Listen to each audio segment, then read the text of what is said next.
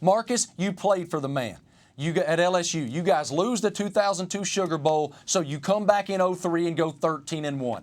When you play for Nick Saban, what is that offseason and then that next year's camp like after that man loses the last game of the year? Well, everybody expects it to be like you going into the gauntlet and turn off all the lights and just have a brawl where everybody is beat up after it's over.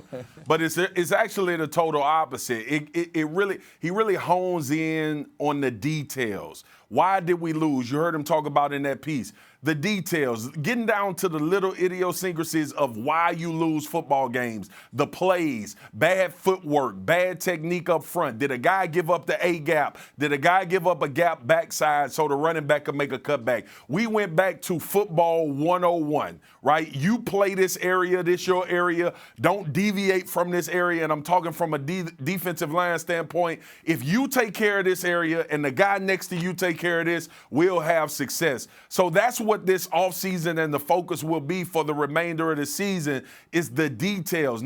You heard him talk about Tua as well. Don't go for the big play. Take the check down. That is a detail. May not show up big when you're playing against lesser opponents, but when you do get down the stretch and there are good teams like Georgia and Clemson, the details is the difference in winning football games at that level. Well, Pollack, talent-wise, Alabama's still an embarrassment of riches. They have dudes everywhere. So what do you see as the biggest concern for the Tide entering 2019? I'm going to give you two names that have potential to go like Quentin Williams and to be dominant forces in the game, and that's Raekwon Davis and Terrell Lewis. Both of these guys have an opportunity with their talent to be enormous and to be disruptive. When you look at Raekwon, he's got everything you want in the middle right there. He's a huge body that can dominate up front and get to people. When you see Terrell Lewis, he can come off the edge and be as disruptive as anybody rushing the passer. The pass rush for the Tide will determine whether they can beat Georgia, will determine whether they can beat Clemson when they face really good quarterbacks down the road. They've got a couple of guys that are big names that we've heard about that have superstar potential that need to be superstars if they're going to win a title.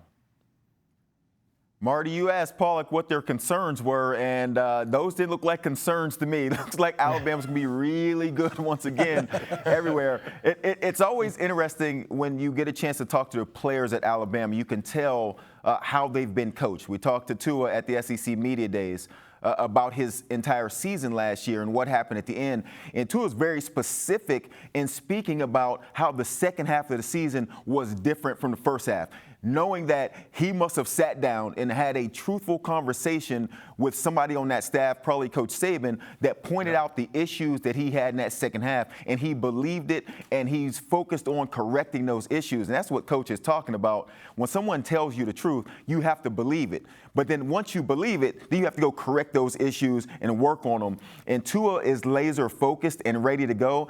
Alabama uses motivation of losing better than any team I've seen play football. So I'm excited to see what they look like coming off of this kind of loss that you guys keep talking about all the time. They're just using that as fuel. They'll be ready to go, and I'm excited to see what they look like against Duke. You brought it up. Yeah, no, just Marcus, just me and you, Marcus.